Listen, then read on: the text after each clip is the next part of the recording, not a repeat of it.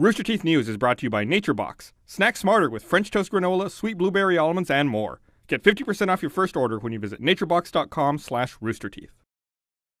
Welcome to the new week, guys. I'm Ashley Jenkins, and Sony has announced the first limited edition PlayStation 4.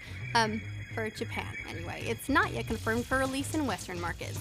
On March 20th, they'll release a Metal Gear Solid 5 Grand Zeroes edition for 46,980 yen, which features a fox emblem on the gloss part of the console.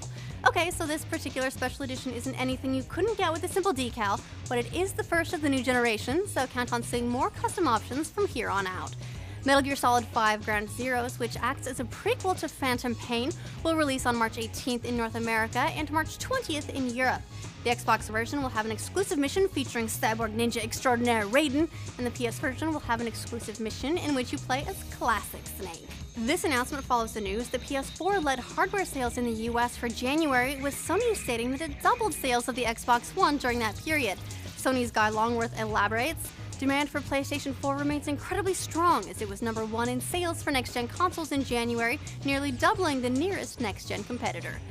It's a bit tricky to figure out exact numbers because Microsoft declined to share their January hardware numbers, though reports support Sony's claim, estimating 280,000 units sold for the month compared to about 145,000 for Xbox One. It's up to individual platforms to decide whether they divulge their sales numbers, and Nintendo, for example, doesn't often share their numbers. However, this is an unusual move from Microsoft and is probably a bad sign for their Xbox One momentum. Microsoft is pushing hard for Titanfall, which the company believes will be crucial to Xbox's success. The beta for Xbox One and PC kicked off on Friday, and the developers Respawn Entertainment decided to throw out their carefully planned waves of tester editions in favor of total mayhem. Respawn's Vince Zampella announced, "Okay, just heard from programmer John Shearing. His words are, let's break it. So the plan is to make the beta fully open and have you max stress it." And so ended the brief beta key economy on eBay, where those lucky enough to get in early were selling their beta keys for as much as $40. The beta will continue until Wednesday evening at 6 p.m. Pacific time. Microsoft is also beginning to explore cheaper pricing for digital games, following feedback from gamers resentful that digital versions, which don't require production and can't be resold, cost just as much as full retail versions. Last month, Larry Hryb confirmed that it was on the company's agenda, and now they're beginning to do something about it. Microsoft's Mike Ybarra says, "Lots of people asked for better deals on our digital marketplace, so we're testing some." Between February 18th and 24th, Rise Son of Rome will be discounted to $39.99 in the US or £34.99 in the UK, with follow-up discounts planned for add-ons between the 25th and 27th in the run-up to their new DLC pack, Mars Chosen, on the 28th. Next up, Kickstarter CEO Yancey Strickler has confirmed that Kickstarter has been hacked, but your credit cards are safe.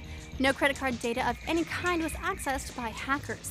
There is no evidence of unauthorized activity of any kind on all but 2 Kickstarter user accounts, he said. What was accessed were some usernames, email addresses, mailing addresses, phone numbers, and encrypted passwords. So the passwords aren't just out there, but even encrypted ones can be cracked with some work. So if you've backed any games or projects on Kickstarter, you may want to consider changing your password, just putting that out there. Other bizarre weekend fun included thousands of people all trying to play the same Pokemon game at once. An Australian programmer, who has chosen to keep his identity secret like any good superhero, set up the original Game Boy version of Pokemon Red on an emulator and created a chatbot that takes button press commands from a chat feed and executes those button presses in the game, which is being streamed live via Twitch. Now in its 5th day, more than 75,000 people are watching and attempting to play through the game together, with occasional trolls thrown in for good measure.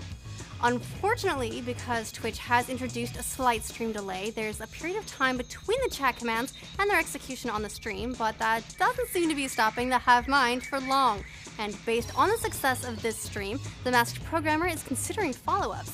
He, or possibly she, says, "I'm always thinking of other games that could be adapted to an automated Twitch stream, but I don't think Twitch Plays Pokemon style of input would work with any genre that isn't a JRPG, so I'm thinking of a different input style that would be compatible with a wider range of genres." For now, the game of Pokemon will continue, with hopes that thousands of people all trying to do different same things will be able to overcome the Elite Four.